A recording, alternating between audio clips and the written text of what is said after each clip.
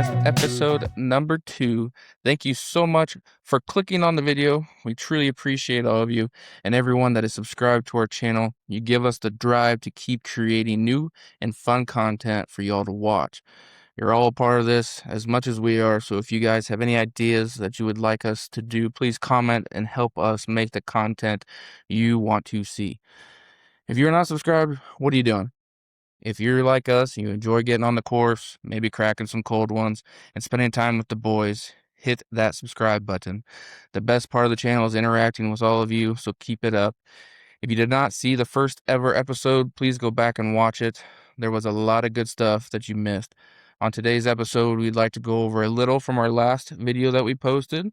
That was the putt-putt golf at Pop Stroke Golf in Texas, and also give a little bit of information on how we each got into golf. With that, how you doing, Lucas? I'm good, man. Happy to be here. Pretty excited to be, like I said last time, recording more content more consistently. But yeah, no, I mean, I'm just happy to see you, buddy. You know, I know it's nice to see you more often. I know. Like before, it was like, once in a blue moon we'd get together and finally record or something. Now we're like, okay, we actually have to talk to each other at least, once or twice, once every couple of weeks. And it's not just 2-3 months not seeing each other, and then we get on the course. It's like, oh hey buddy, oh wait, now let's throw a camera in front of us and we got to record. Yeah, it's like hey, let's catch up. No, we can't. No, we got certain things we have to get to. Yeah, so. But no, doing good. Yeah, no, it was a busy day at the old Shields. It was great because it's February 7th and it's going to be 60-something degrees tomorrow, so people are excited about golf. I played golf on Thursday. Yeah, you tried getting me to come and play golf. I did. I couldn't. I tried real hard. How'd it go? 81 with 3 hosels. Hey, can't beat that. I, for the first time in my life, hit a ball backwards without hitting something. How do you do that? Listen, man, so it was like a little 30-yard pitch shot. I've been, just nasty with them all day. Like, obviously, the greens are, like, long and, they're dead right now. A little dirt, sandy, whatever. So, like, one hop and stop all day. I was like, this is amazing. And Eli, so I'm facing this way. Eli's, like, here, like, 15 yards away, 10, 15 yards away. I don't know if it hit the hosel or the toe. Couldn't tell you where I hit it on the club. But it just curves around him, like slices around him, and goes negative about 10 yards.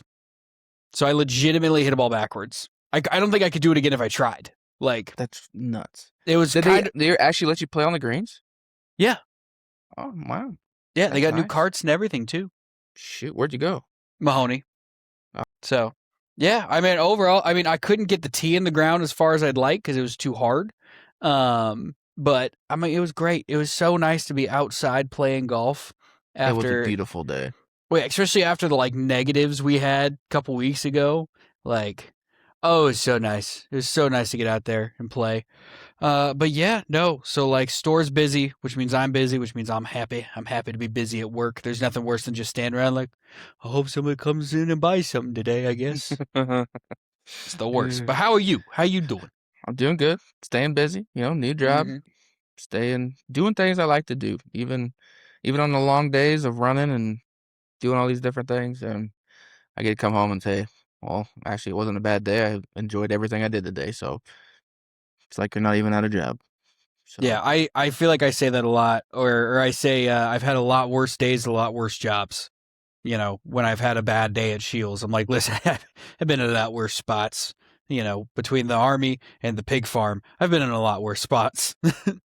Yeah, that is 100%. A lot shittier situations, literally. Quite literally. Same for both of us. Yes, for both of us. Yeah.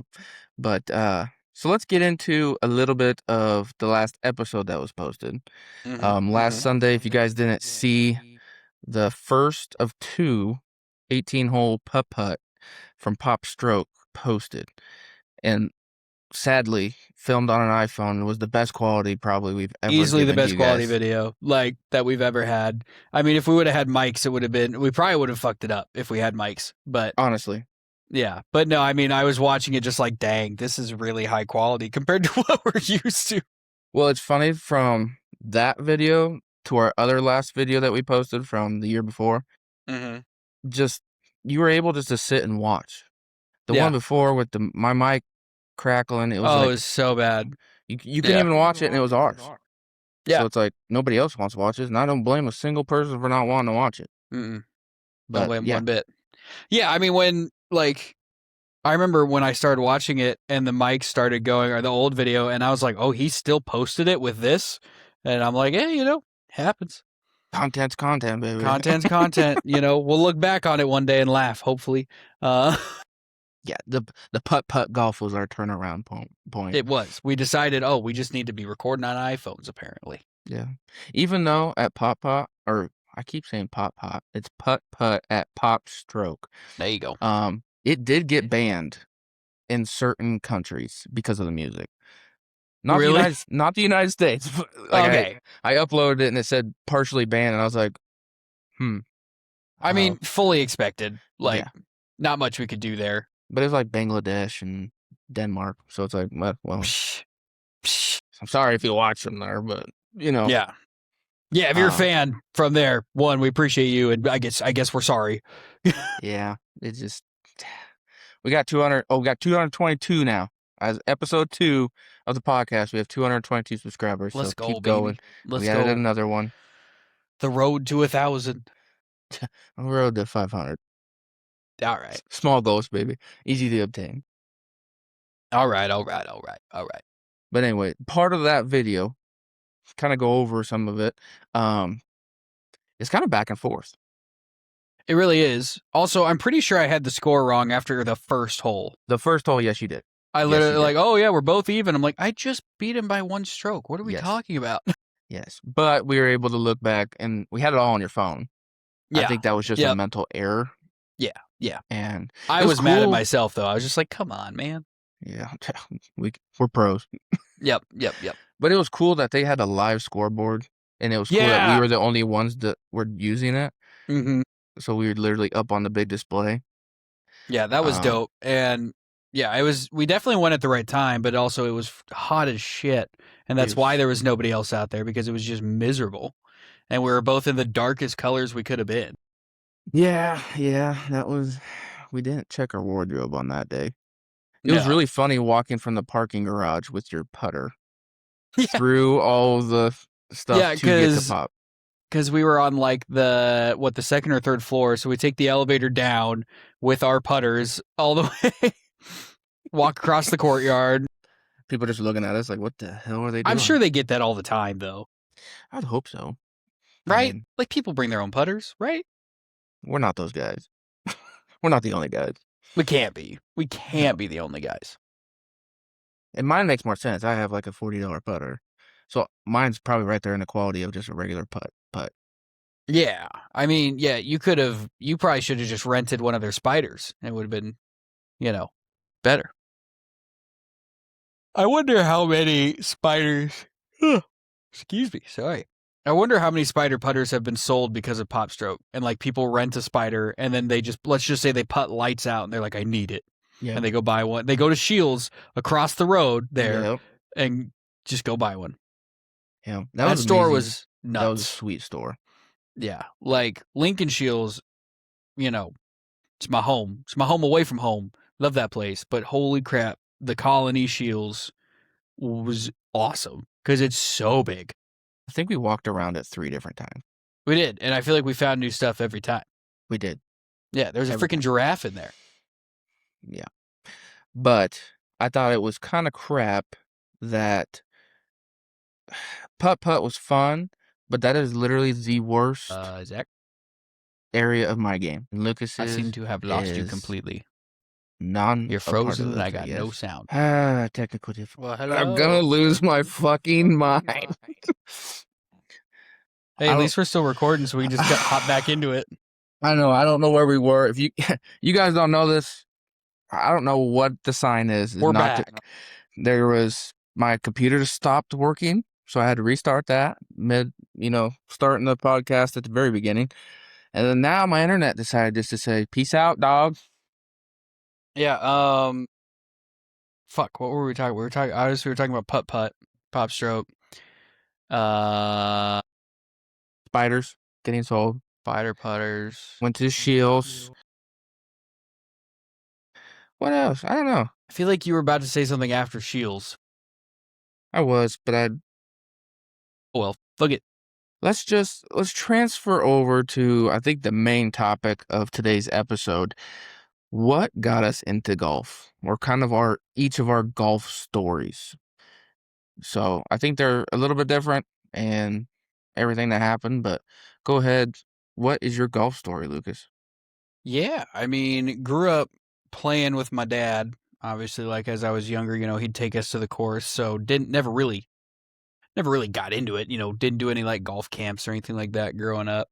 Never really got into any kind of tournament play until high school. So yeah, old man, I'm tired. But yeah, I mean, here and there, played a little bit in high school, and then played competitively, we'll say, my senior year. Wasn't any good. I was our one shooting 100. So, we weren't good. It was me, my buddy Ike, and then I don't know, some other girl that was there. And yeah, we weren't a good team. I thought I was good because I was better than the other two people, and now I was like, I'm not that good. Do they make you golf with the ones? No. Okay. Good. I was usually with like the threes or fours. Okay. Yeah. No, I would have loved to. Like, I think that would have been hilarious. Here's the thing. I would have done it once, thinking it's going to be hilarious, and then I would have hated my life because you guys would have been so pissed off at me for how I dog wasn't shit a I one. was. I was not a one. Well, a 1 or a 2, But yeah. But then, that senior year, I was like, why did I not play golf all 4 years? Like, why did I run track and, do dumb shit like that? And then, yeah, so then after that, after my first year, or after high school, I kind of started to fall in love with golf that senior year. I was like, this is great. And then I remember I went to my second training, my annual training for the National Guard at Fort Lee, Virginia, and where we did our end of the day formation was literally across the street from Fort Lee Golf Course. And like every day I'm just like, I want to play that. I want to play that. It was like a 27-hole course. I don't remember it too much, but it was fun. Like, it was a lot of trees, like really tall trees. I'd love to go back there and play sometime. That'd be super cool to get out there and play that again. Is like a little bit of a nostalgia. But yeah, I couldn't tell you what I shot. It was high, but rented clubs, hadn't swung a club in who knows how long, in some of the best shape I'd ever been in. Yeah. Maybe not at that time. At that point, I was actually probably in not great shape considering, wrestling and all that stuff. But then, yeah, and first year college at a tech school, they had actually a surprisingly nice golf course in Curtis, Nebraska. Definitely make a trip out there if you're, looking for some kind of a hidden gem. I have no idea if it's in good shape anymore. It's been years since I've played, so if it's actually crap now, I'm sorry. I've played it twice. Let us know. Love that course. Yeah. Would love to get back there sometime for sure. But yeah, I remember because I bought, oh my gosh, my first set of clubs that I bought myself was the irons and bag I got together. It was a Nike Sumo staff bag. So it was like the yellow and black, massive golf bag. Had no reason. Like, knowing what I know now, the fact that I was lugging that bag around is ridiculous. And had the irons to match. Loved those irons. Ended up selling them to Kerner, actually. Oh, okay.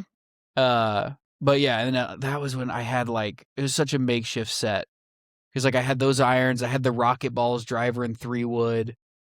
I had the square 5-wood from a Walmart set that was like my best club in the bag that I would have kept using. I'd honestly probably still have to this day, but it broke at some point. The $20 5-wood that I just I loved that thing. Yeah. But yeah, so played a handful of times then, and then life was lifing, and bouncing around a lot. with jobs and where I was living, and then ended up at UNK for what's beeping? My heater. Okay. I was like, is your GoPro dying? But anyway, yeah, ended up at UNK. I was elementary ed and PE. Then I was just elementary ed, and then I switched to recreation, outdoor, and event management. Through this, playing golf here and there a little bit with the boys. As you do. For me at that point, golf was go out, get drunk, have a good time. Not try to play good golf by any means. I definitely have a video of the first beer I ever shotgunned, and it was on a golf course, and I got probably 3/4 of the beer on me, not in, because I didn't know, in my mind you just go up. You don't I didn't do this. I went Critical. this. Yeah. But then it proceeded to hit one of the purest shots I've ever hit in my life to like 12 feet. It was great. Yeah. But I get annoyed watching it. Like, I watch back the video and I'm like, God, you fucking idiot. Like, but then, yeah, after that, I needed an internship for my degree, and I was going to go to a kids sports camp in Pennsylvania, for the summer. I was going to go be a counselor there. I didn't know that. Yeah. So that was that. I was like I was going to go Trails End Camp is what it was called. Which funny enough, my Uncle Paul actually worked a summer or two there. Really? Funny enough, like same camp and everything. I was all set to go. And then president of my fraternity, I was taking Suki for a walk. And I think he was just leaving his girlfriend's house or something that morning. And he's like, "Oh, I'll go with you," because she was like just a block down from me. And we were chatting, and I told him about this, and he's like, "Don't you like golf? Why don't you just go be an intern at Awori?" I was like, "Didn't know that was an option, Mr. Clark." So yeah, shout out to Ryan Clark. Dude is one of the biggest reasons I'm at where I'm at, and I'm pretty dang happy with where I'm at. So big shout out to Ryan Clark there. Who's now, I'm pretty sure he's still he's like a doctorate professor of finance or something at UNL. Really? I probably just butchered his title, but he's a smart, important person at the university. But anyway, but yeah, he's like, why don't you go be an intern there? And I was like, didn't know that was a thing. So he reached out to Jeff for me, gave me his info. And yeah, kind of the rest is history there. Like with that, like how I got started, started at Awori and was like, at the time was like, yeah, like golf is cool, whatever. And I remember, I think it was my first day, Jeff asked what's my goal? Like, what's my goal with golf? And I had no idea. Did not have a goal with golf, I'll be honest. And I was just like, I don't know, run a golf course someday. And he kind of laughed at me. And I went, yeah, that's fair. He's like, you don't even know what you're getting yourself into. And I didn't. But yeah, and then just really fell in love with the sport and the business side of it that season. Like, getting lessons from him and Jay, and like, going from struggling to break 100 to, I don't think I broke 80 that first summer. I don't think I did. I think that was my second season. No, it might have been. I think you did once, at least. That would have been that first season, yeah, with Tyler. Mm-hmm. When like you guys all came out. Were you were there for that, right? No, I don't think it was.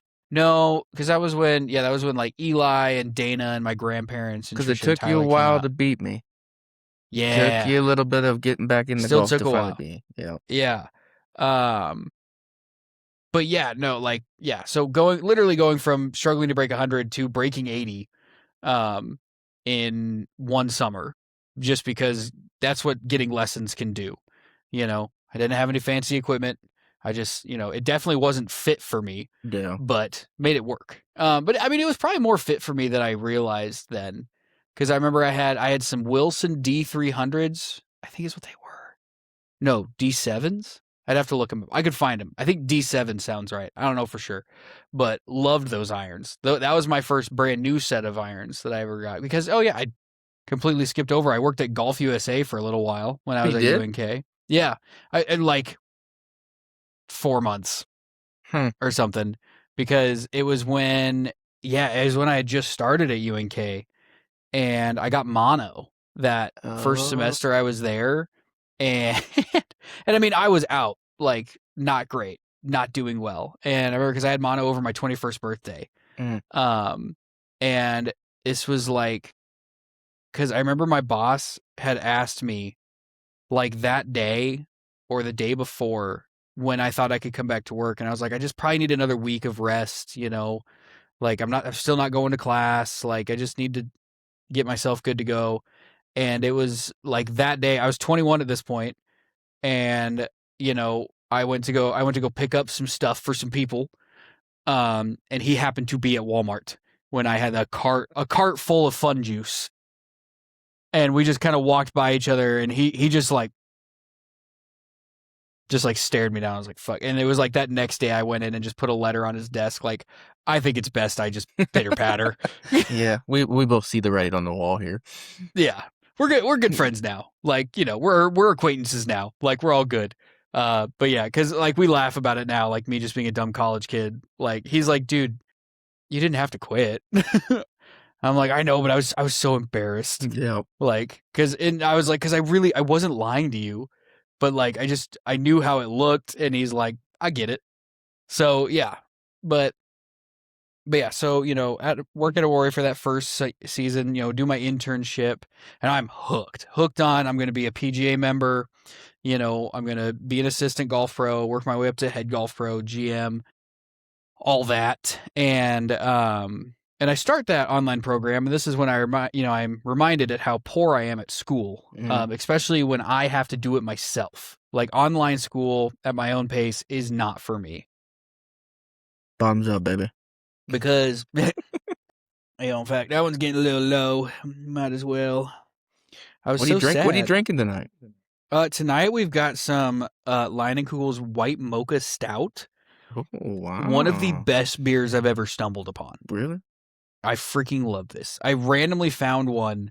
I was picking up like a variety 6-pack, and it was there, and I was like, "Oh, this looks pretty good." Loved it. Loved it. After our technical difficulties, I about just went and got the bottle of Crown. I understand. Surprised you didn't. Honestly, surprised you didn't. Troubleshooting real hard. But yeah, so anyway, so at Awori, love golf, all that. That off season was an interesting off season because like towards the end of the year, you know, October, November, I helped with harvest. So I pretty much went from golf to farm full time for that harvest season. And then I just took a month off. I basically took the month of December off, and all I did was play Red Dead Redemption 2 for about 8 hours a day. And it was fucking great.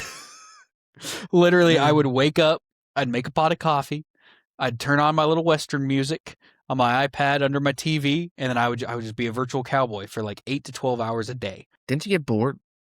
No, I did not, because life outside of that sucked at the time. So I couldn't have been happier to just being that. The funny thing is like that was that was like a 200-hour playthrough that I did, and I thought that was a lot then.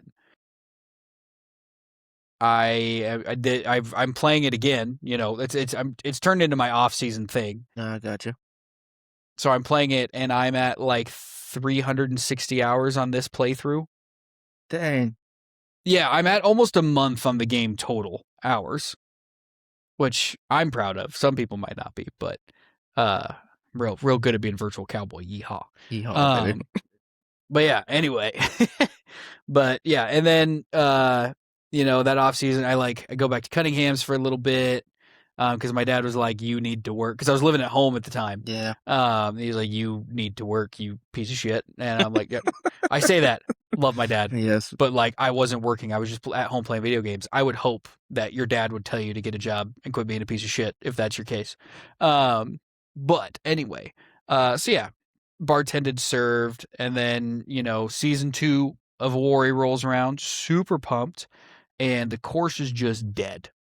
You know, that was the year we had a ton of winter. We had no moisture over the winter, and our superintendent didn't do shit to prepare for that. And yeah, we didn't see green grass till like June. It was bad. It was so bad. And, you know, that was a tough season. And then after that season was when I decided to I went to Scottsdale. I'm trying to think of when I worked at the hotel. I don't remember. No, that's where I worked, not Cunningham's. I worked at the hotel after farming.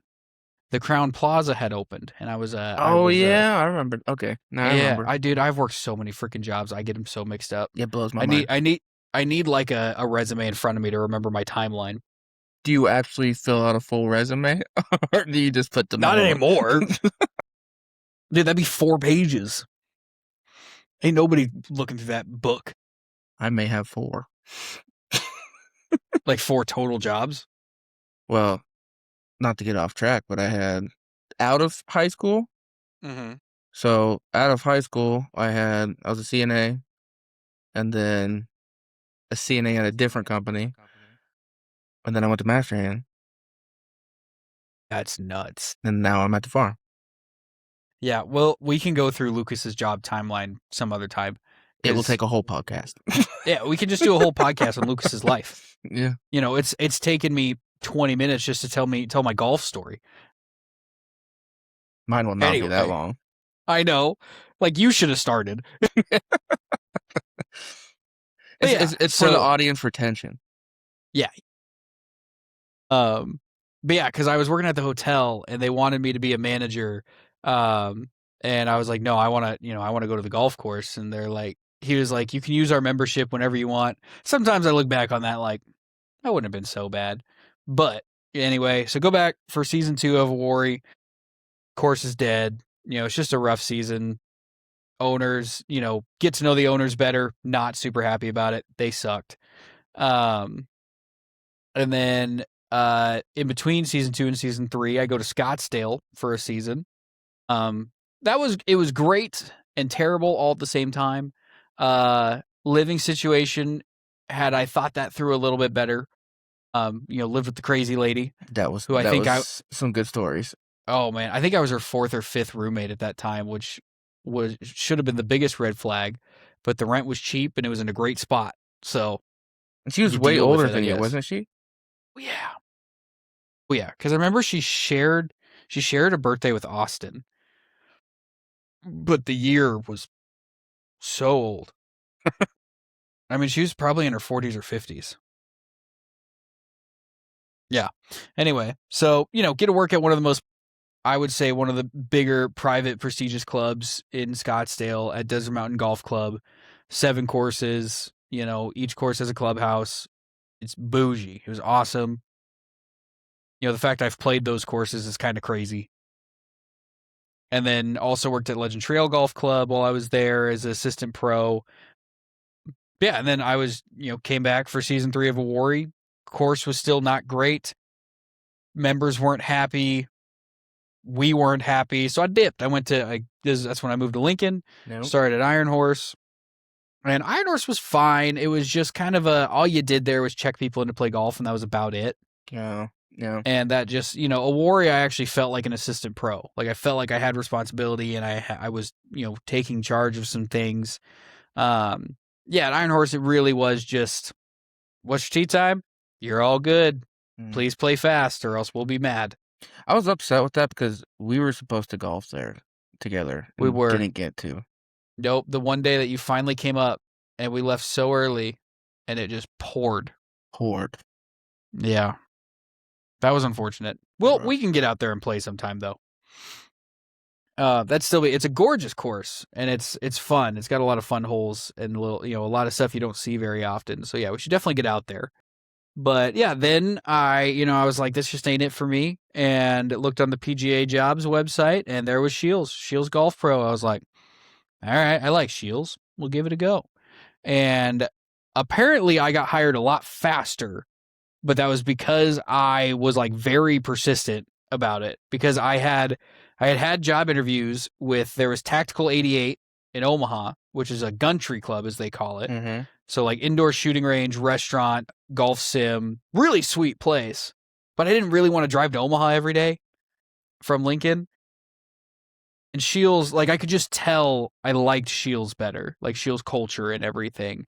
So I remember I called I had applied And then it was like a day later I called. And it was just like, hey, just wanted to see if you got my application. They're like, yeah, let's do an interview. I'm like, perfect. Did my first phone interview. They're like, great. I was like, I was like, I'm just gonna be blunt. Am I gonna get another interview? And they're like, yeah. And I went, can we schedule it for like today or tomorrow? And they're like, sure. So, did my second interview, and like I just told them, I was like, I have an offer from another job, but I really want to work here. So, I think it was like 2 days later, I had that final interview, got the job. So I mean, I got hired within like 5 days, where most of the time people are like 2 to 3 weeks waiting. Persistence So- pays off, baby. Well, and that's what HR said. They were like, you were super persistent. We really liked you. So we were like, why are we going to make him wait? Because they hadn't had an actual golf manager for almost a year at that point. Because Primo had gone to Chandler, Arizona, which was, from what I've gathered, was a little bit of a surprising move. Because he worked at Ostad's here in Lincoln, and then he worked at Pioneers for a while too. So like he knew everybody, and everybody came to him for golf. So, but wanted to change of pace, and I mean, who doesn't want to go? If you love golf, why wouldn't you want to live in Arizona? Yeah. So, like I get it, but I'm trying to be that Primo here in the next 10 years or so, where everybody comes to me. But yeah, and now I'm not doing the PGM anymore because you really don't need it. I'm a certified master fitter for golf clubs. So I love golf, and I'll always play golf, and it's my whole life. So there you go. There's my about 30-minute story on golf. Yeah, it's fun to see like how much you've grown into golf. Mm-hmm. Because I remember when you were really getting excited about it and really into it, and there was times I remember like that first year that you actually went in and was starting to get it figured out, and you just kept messaging me like, dude, shot this today. Yeah. And I was like, shit, like Shit, he's getting better. like he's getting better, and he's gonna be, because if you guys didn't know, like it took years for Lucas to beat me heads up. Well, because how long did you and Grace date before you got married? A little over a year and a half. 2 Year and a years. half. Okay. I mean, at that point, yeah, like I was like just starting to really get into it when you guys kind of started dating, would you Mhm. say? Yeah. Or was it? No, you It guys was started dating a little bit before that. You guys started dating before I went to Awori. possibly. Because I remember you calling me or texting me about dating Grace. Yeah. And I was like, dude, I don't care. But I appreciated it. But yeah, and that was when I was at a house or a different spot. That wasn't when I was at Awori. Anyway, I've lived at a lot of places too. Mhm. But yeah, no, I distinctly remember because I remembered you and I remembered how good you were in high school, and I was like, I'll never beat him. Ain't gonna happen. Especially after we played the first time, and you're like, yeah, I just pulled these out, haven't played in years at that point, and you fired off like a 78, Mhm. and I was like, who the fuck is this guy? Yeah.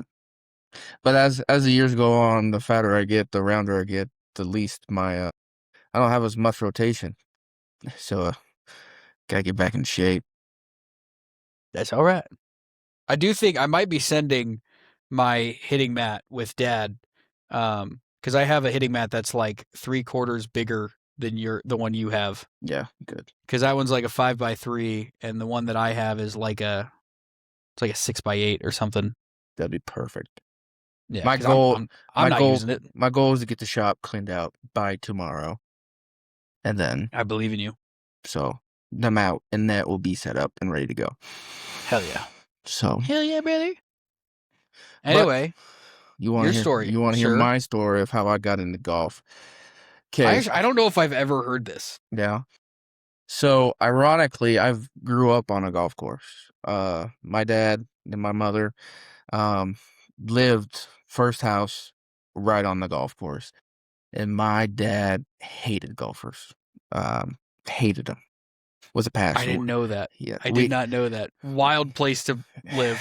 I know. They did not buy it because we're close to the course. It was That's just how it happened. And we had Yeah. a section of the yard that was I got bigger. real scared. You froze for a second. I know. But we have a section of our front yard that's across the main road that was bigger than any other people down the road of the golf course. So a lot of times if people shank it, they think that's part of the golf course, and it's not. It used to actually be a pond that we brought in a shit ton of dirt and filled up to make it a yard. And but a lot of golfers will come over and drive right on the grass. And as a guy that loves his grass too, I would have been pissed too. But Yeah, that's fair. That's fair. so for a long time, I just grew up that I guess I'm supposed to hate golfers.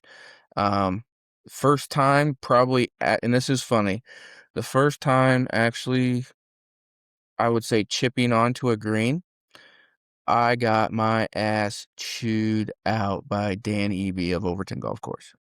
I'm Oh, pretty sure it really? was Dan Eby because they were not golf balls. We were throwing all the pine cones from around the My greens, God. and the green was full of these pine cones. Oh my God. I mean, if I was a golfer, I would have been pissed. Yeah, absolutely. So looking back on it, I totally understand it. It was fun at the time. So after I kind of got my ass chewed there at a young age, stayed away from golf, never really ever grabbed a club. But then I think it was 7th or 8th grade that one of my best friends in high school, Creighton, he asked me, we want to go out, go out to the course. And I'm like, I don't know how to golf. Like, I hate this shit. And I'm hoping my dad don't see me from the front window. And golfed around, had a blast. I have no idea what I shot or whatever, but I mean, it wasn't terrible, but it wasn't great by no Yeah. means.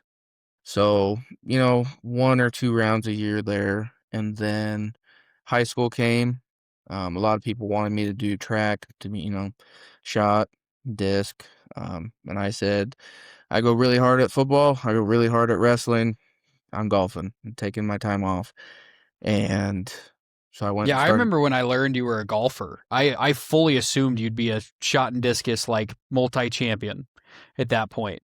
So No, I was because I like, would have well, had to do some running. I would have had fair. to do some running. Like, I Yeah. didn't want to. No. So started freshman year. I think I was the 5th golfer on varsity. And really just up and down. I remember freshman year, I never broke 100. Never broke 100. I was close multiple times and went throughout the year. Golfing as a number 5 golfer on a team is a blast. Yeah. Is just ridiculous. I missed golfing with 5s more than 2s in I'm ones. sure. But so the best part of freshman year was district golf in Curtis. We went down there, had a practice round to see the course. I was like, what are we doing a practice round for? It. I understand now. Went down, and as a 5 golfer at the turn, was tied for first. Yeah, I think.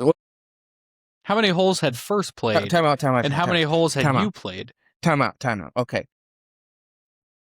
I got my years wrong. It was not freshman year. That was sophomore year. Sophomore year, and then as a sophomore year, I still hadn't broke 100. I don't think. Okay. So it was sophomore year of districts because it had to have been. Either way, yeah. Sophomore year, I was tied for first after 9 holes. After 9 holes of number 1 golfer, because they had made it in first and had posted, your front 9 scores. Mm-hmm. And then I was coming up, and I think I was on hole 10, and my golf coach came up to me and said, "Where are you at?" And I was like, well, "I'm at this, doing pretty good." He's like, "Oh, cool. You're a number 1 golfer, and who's in the lead right now shot this." And I was like, "Oh, shit. Okay, cool." You're like, why'd you tell me that? Yeah. If you wouldn't have said a word, I would have came in was like, 80, Yeah. maybe even 78, something like that. And would have been fine because it was tough at Curtis. But astronomically blew up. And, As one does when and learning that they're doing really well. because I remembered that I had still never broke 100. I was on track for breaking 100, and that was all I was worried about. I was like, I got Yeah. so many shots to give up. I'm so good right now. And I think I shot a 101. Oh no. I shot a 101. I think one of us qualified for state. We almost made it as a team, but I think only one of us, a junior, made it.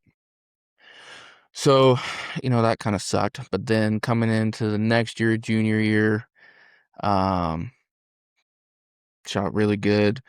I think we made it to state as a team.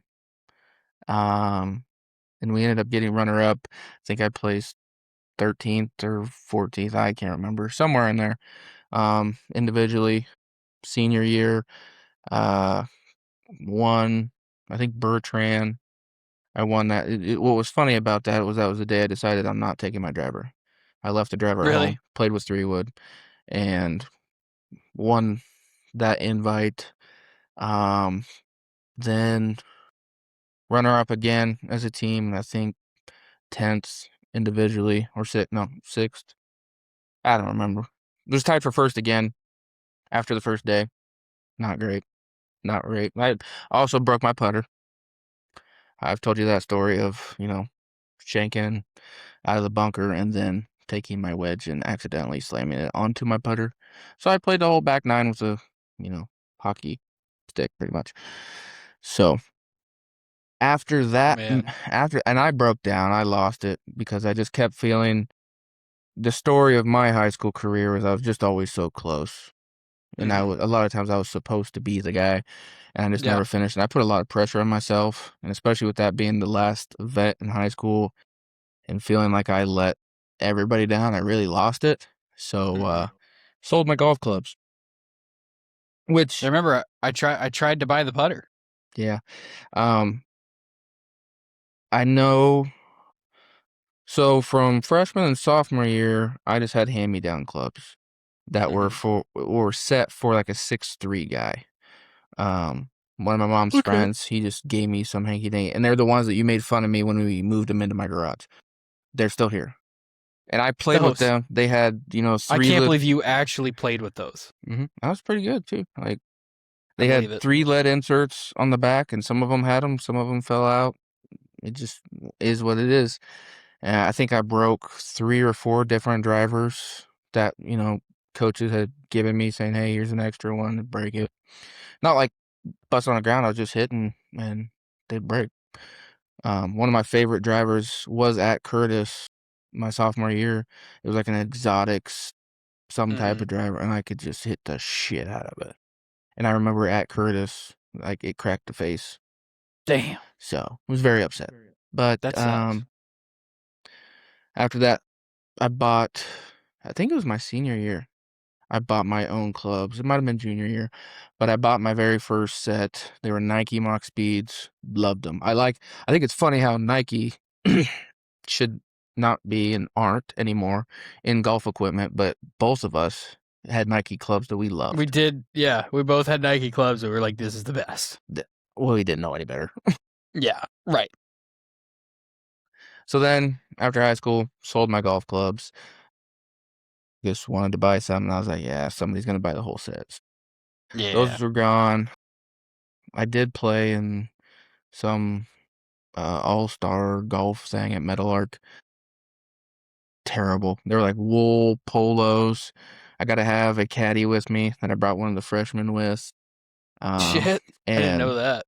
didn't let him bring and carry my regular walking bag. I had a cart bag at that time. And Oh, you're a piece of made him shit. carry that, and it was probably 100 degrees. It was rough. But Well, yeah. you're the worst. You're the actual worst. Yeah, I looking back on that, I'm an asshole.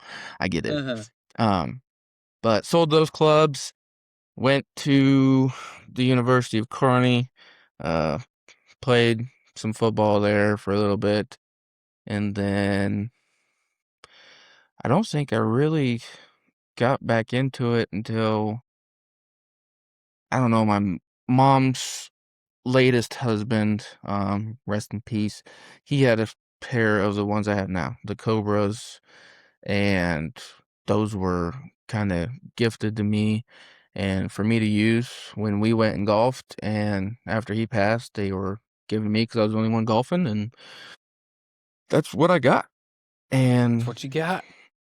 that's just what I do and what I use. And when it turns into fall and I think it's hunting season, they go in the garage, they go in the rafters, and then they come back out in March or April when Lucas says, "Hey, let's go golf." Mm-hmm.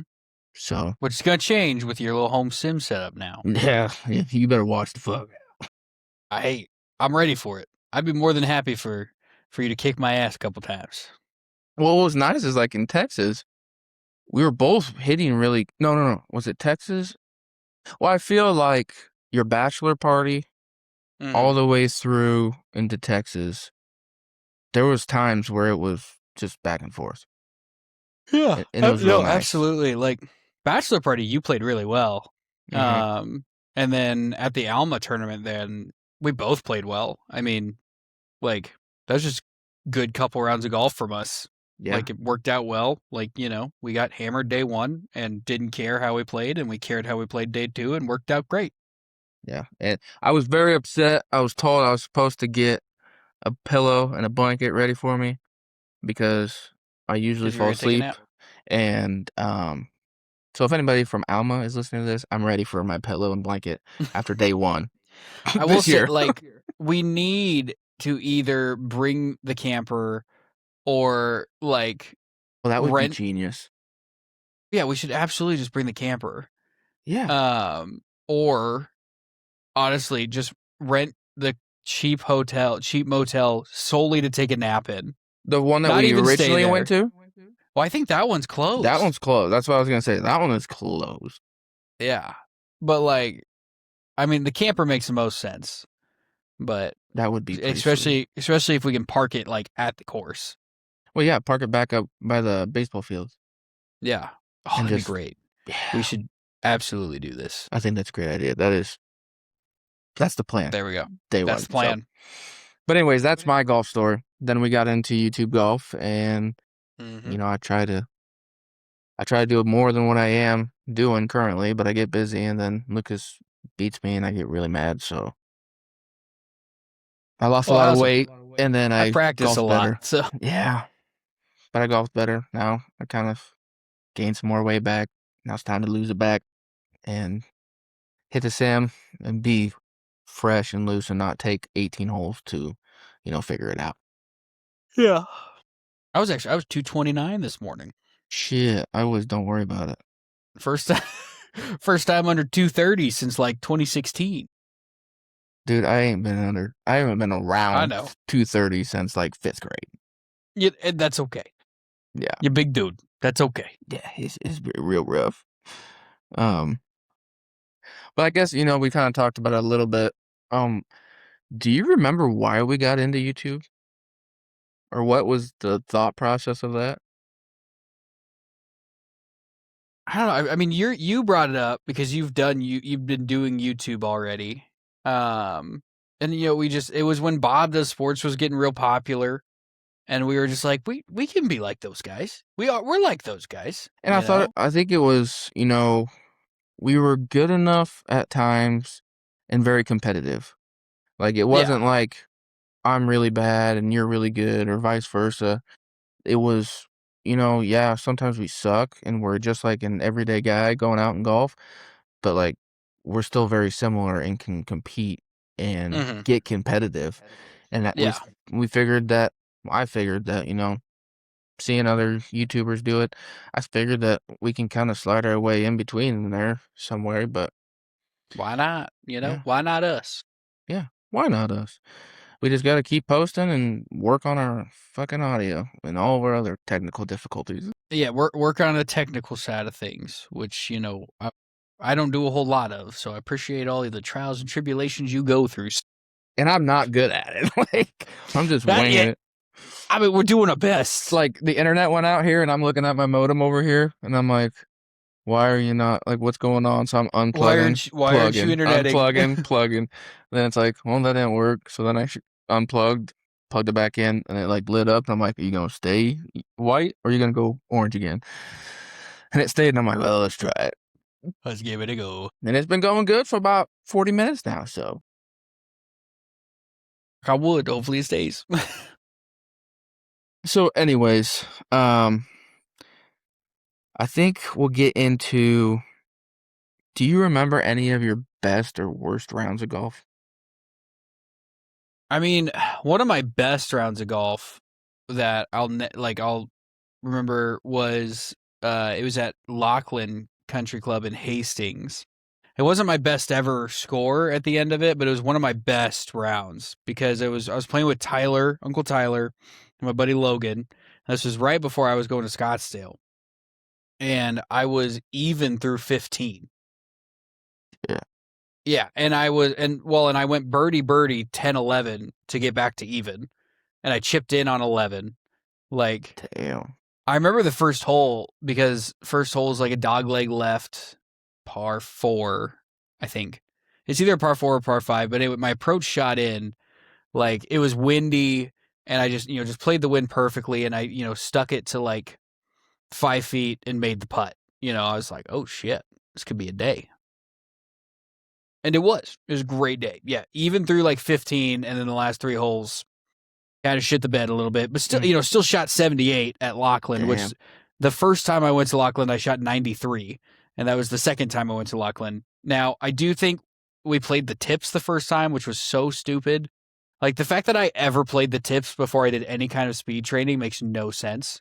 Because I was like 240 off the tee. Just, I had no reason to play the tips anywhere.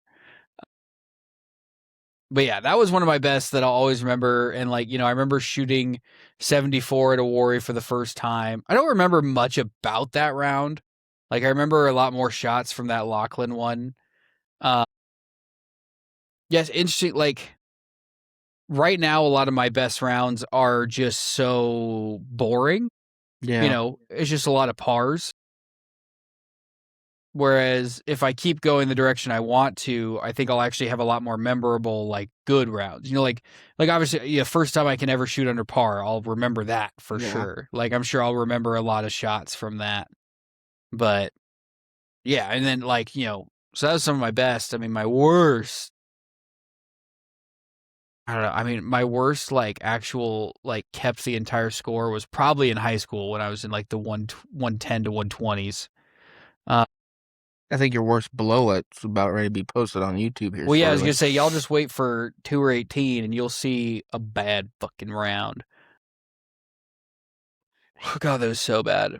But you could almost argue that front 9 could have been one of your best rounds and the back could have been one of your worst rounds. Dude, I was so just chill and smooth that front 9, and it was going so good. And we were so oblivious to it. We were like, we figured it out. I'm doing so good. And then just I'll remember that I chunked that 3-wood and it was all downhill from there. Mm-hmm. But yeah, and I mean, this last year I had some real bad tournament rounds. I played in the amateur tour, and it was bad. But even bad is like what, 90s?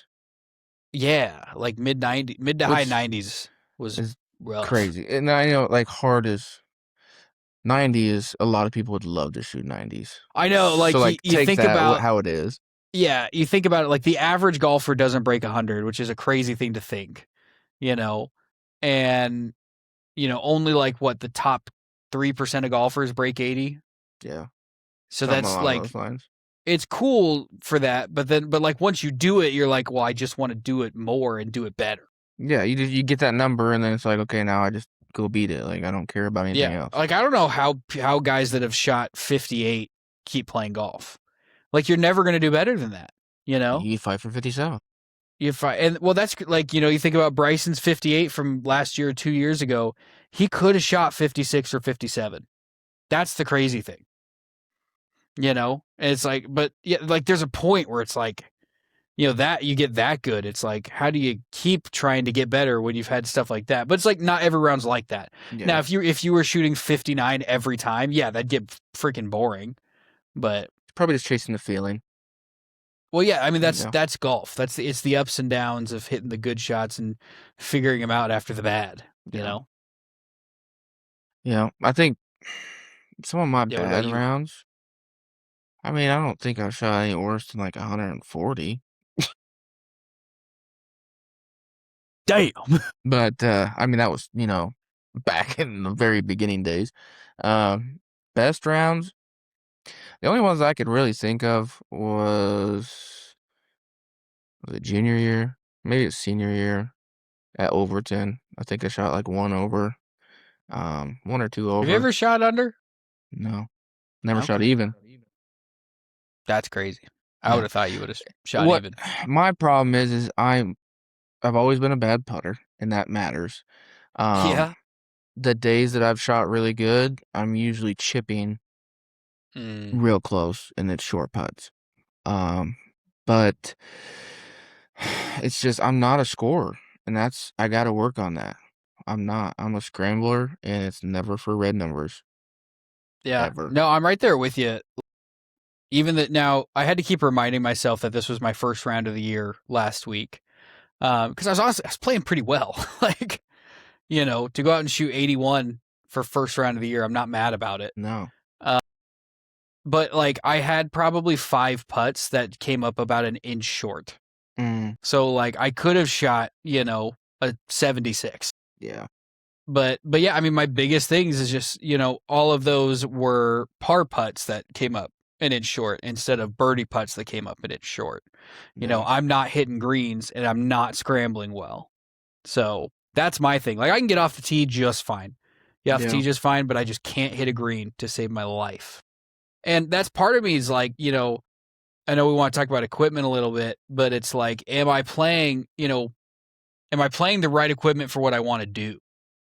See, Like, I don't know. I don't know. I guess I'm so oblivious to it that like I just yeah, enjoy golfing and I don't really think it's equipment. I'm very much I got to figure out what clubs I have and how to hit them, and that's what I got. And I guess I don't understand the differences that clubs could make for me. right. And that's where like your clubs are game improvement clubs. Now they're old game improvement clubs, but they're still, they're good clubs. They're clubs that are designed to help you hit a little further, a little straighter. Um, I have no idea how fit they are for you, but they're not doing a bad job, you know. Whereas like mine, I'm playing the 2025 T100s from Titleist. It's the one right before you get to their CBs and MBs. It's a player's iron. It's very small. It's not forgiving. Um, and, because like my goal is to be as good as I can be. And Mm-hmm. with that, you get in my mind, what I've been told is you play hard iron, you play hard to hit irons if you're gonna be good, and you have to work on your ball striking, you have to do that.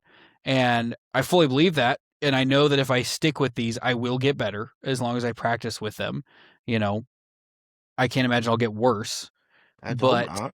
yeah, but if I, like there were a few shots where I'm like, I bet if I had the QI Max or the T350 or the new Callaway Quantum, those game improvement big irons, probably would have hit the green, So like you know? in your opinion, and this is just how I think, like okay, say you play those clubs for a while and you get good with them.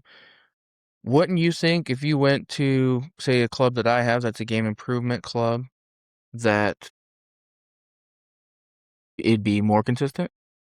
Yeah, no, I would shoot lower scores, 100%. And that's something I think about. Keeps me awake at night right now, Zach. I don't think you understand because I just got these irons and I'm like, I don't know if I made the right choice. Because that's what I got fit into at Titleist. I got to go to TPI Titleist Performance Institute because of Shields. I got to go for free and learn how to fit from Titleist fitters. Super awesome. And like I got fit into these irons, but the big reason was because he asked what's my goal. And I was like, I want to be a scratch golfer. And he goes, okay, we're going to give you scratch golfer clubs then. I was like, sir, yes, sir. So See, yeah, I got that don't fit. make sense to me though. Like, if you're not a scratch golfer yet, you shouldn't be using what a scratch golfer would use. But if you want to be, that's the thing. And that's what I ask people when I fit them. I go, what are your golf goals? And if I'm like, do you want to be the best ball striker you can possibly be? or do you want the club that's going to help you shoot the lowest scores? It's a really good question to ask, especially with irons, because if they, that's usually where you can learn what their true goal is. You know, if their goal is I just want to shoot low scores, then yeah, I'm going to put you in something that's going to help you a lot. Mm-hmm. But if your goal is to be a really good ball striker and I want to be able to work the ball however I want it, then you need players irons. And that's where like I go back and forth of like, yes, I do want to be the best ball striker I can be, but I also want to shoot low scores. And that's where it's like maybe a game improvement iron. Because so on that amateur tour, the guy who won my division this year plays Sim 2 Maxes. He's, he's a 4 or 5 handicap, regularly shoots mid 70s, and he's got game improvement irons. Could he play T100s? Absolutely. Does he though? No, because he's like, why would I? Yeah. And you even see it on tour. Like obviously those guys are playing those irons too because they help with their numbers. Yeah. There's a lot of that goes into it too, is like wanting to hit the right windows, launch, spin, descent angle, and all that, where there are certain irons that just do that better depending on what you're looking for. And sometimes that's just a smaller iron. That's why, but there's a lot of guys that are like, you don't see a lot of blades on tour anymore as much as you did, like true blades, like what Scotty's playing, But yeah, so it's an internal battle I constantly have on whether I'm playing the right clubs or not, and it's just what do I do? There's just so many variables in a golf game. There are, dude. You could have the right clubs, and then you're just off that day, and I will always say this to say a newer golfer or somebody that's golfs every once in a while is like, don't put so much into the clubs. Go out, start swinging. Whatever you're hitting that day, just play that. Yeah, well, like FP said, you got to dance with the girl you brought. Exactly, and some of us are bringing ones. Yeah, some of us brought our aunt to the dance. Yeah, cousin. Yeah. Yeah. But no, and that's my biggest thing too. Like, I'll get new golfers in for fittings a lot. And a lot of the time, there's a lot of times where it turns into a lesson more than a fitting. And by the end of it, they're like, well, what's the right fit for me? And I'm like, I could fit you into every brand, a different club. Yeah. We just need to get something, and like I had a guy that, we pretty much went through like a full fitting and he asked, he's like, would I be better off getting lessons first? And I was like, yes. Absolutely. Like, absolutely, you'd be better off getting lessons first. Because the thing is, let's say I get you fit into all these clubs, and then you go get 2 lessons, and your swing's completely different. These clubs don't fit anymore. Yeah. So And in all reality, people should be chipping and putting. I guarantee you, if I didn't give a shit about my irons, didn't give a shit about my driver, and I just went and chipped and putt until my fingers were bloody, I would be a way better golfer. Yes and no. Me personally. Yeah, you just need to putt. Exactly. Yeah, you just need to spend 3 hours putting, and you'll be fine. Yeah, but then by that you're time, good enough chipper. I'll overthink it, and I'll be going through 7 or 8 different, hand gestures, figuring out how to hold different clubs. Yeah. But no, if I could figure out how to putt, I'll be right back where I was. I just get these yippee. See, that's me. If I could just hit the green, because I can putt. I finally figured out my putter. I can putt. If I can just get myself to the green. Because that's the thing. Like when we golf and we are 15, 20 feet from from the hole, I'm like, this motherfucker is going to drain this thing. Yeah, like, I'd like to think I scare the hole a lot more, at least from that distance. I'm not making every putt from 10 feet, but like 6 feet in it, I'm pretty damn confident. Yeah. Unless it's a big slider or something.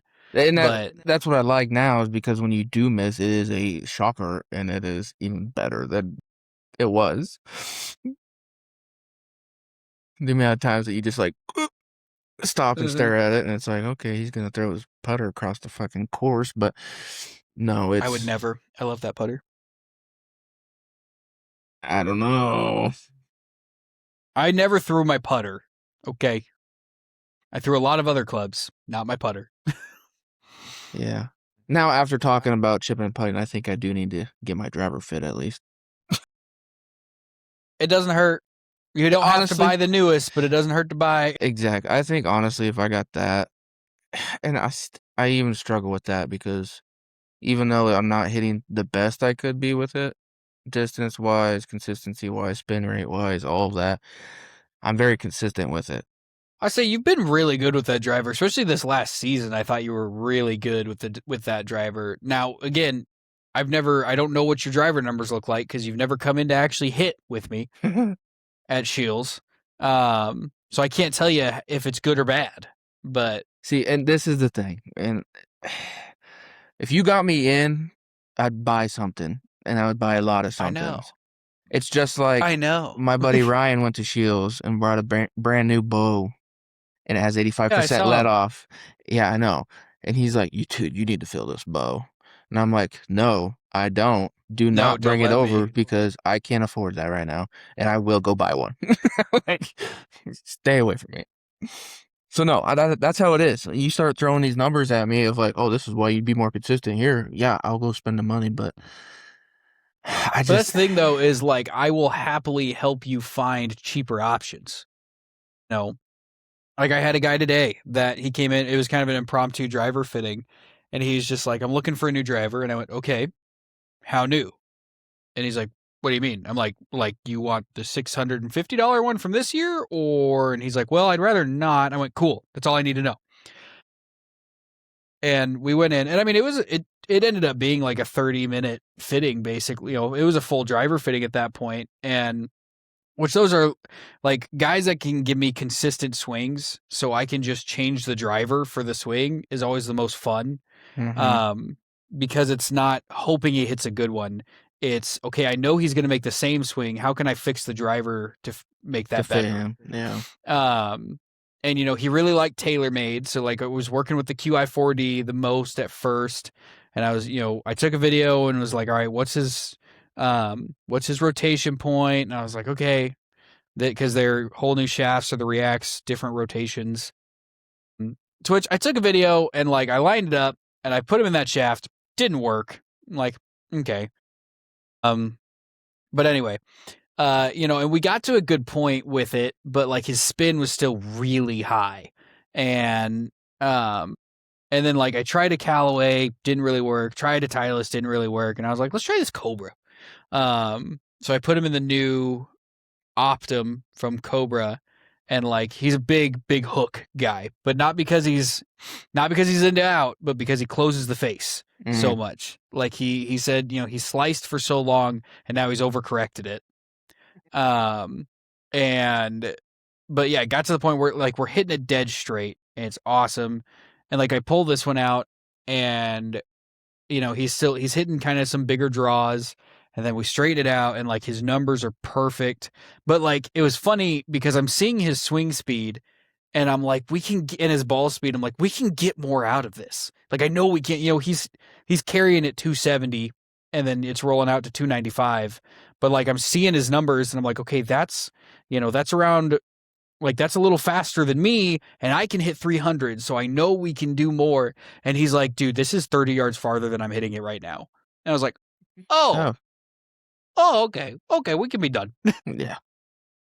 Because I was like, I don't know how much more I can do. There wasn't many changes to make, but that's a $600 driver. I was like, well, I've got the old demo of the Dark Speed Adapt from last season. So, let's hit that and then I can sell you the demo and it'll be cheaper. And it worked just as good. Turns out I could still custom order the Dark Speed Adapt. So we just did that for $429. But like, there's been plenty of times where guys come in and get fit and they're like, dude, I just don't want to spend that much. I'm like, okay, go to Second Swing, go to Callaway Pre-Owned. This is what you're looking for. Like, they still paid for the fitting. So like, I don't mind doing that. It's the guys that come in, like, let's say they don't pay for a fitting. They're a walk-in and they tell me they want to buy something. And then I get them fit and they're like, oh, well, I'm just going to go somewhere else or I'm just going to order online. I'm like, cool, you suck. Yeah, you're a dig. Yeah. Yeah. Because I could have been helping somebody else that actually wanted to buy something at the store and get them into the right stuff, Absolutely. But, yeah. Yeah. There's a lot of shit we can do to improve our games. There's a lot. Number one thing is practice, boys and girls. Practice, practice, practice. And I'm excited to get that simulator up in the shop, and we're gonna hit balls just to stay loose at least and get some consistency. Absolutely, baby. We'll get back into it. We'll get some good. I think if we continue doing what we did in Texas, recording, and I actually getting the camera set up for this to be used as a webcam, I figured out some stuff on the focusing feature. So Nice. we don't have to push the button every time. I don't think so. Cool. So I think Cool. that, and I say we really got to get our round scheduled with our celebrity. You know, our former athlete. We got to get that scheduled. He wants to. He's ready. He's excited for it. So, yeah, we should try and make that a priority Yeah, when it we needs get to back be. to it. Yeah. So, yeah. We can't leave those hanging. Those are big deals. No, those are very big deals. We are very appreciative of the opportunity. Yes, very, very, very, very. Life We are just excited for gets- the opportunity for him to kick our ass. Yeah. He's so good, dude. He's so good at golf. How are we gonna make that format? I figured we would scramble against him. You think he's that good? Yes. Hmm. He regularly shoots under par. Hmm. Like from the tips in tournaments. We struggle to freaking break par on a freaking scramble from the Reds. That's what I'm saying, dude. Like we might need to also play up a tee box. Oh shit! But it'll be fun. It'll be great. Be a great time. Be a great video. It's gonna be great. Gonna be huge. Huge for the program. All right. Well, I think that is a long enough video. We finally made it through. Internet stayed strong. As for right now, we're all recording. It'll edit out. We'll be fine. But thanks for watching. Like we said in the very beginning, we appreciate you and for all you guys do for us. Appreciate y'all. Subscribe. Just Subscribe, keep please. building. Our first podcast, we're at 221. We were at 222 at this video. By, next time we record a podcast in 2 weeks, best be higher. So hit that button. Thank you very much. Stay thick, everybody. Stay thick. See ya.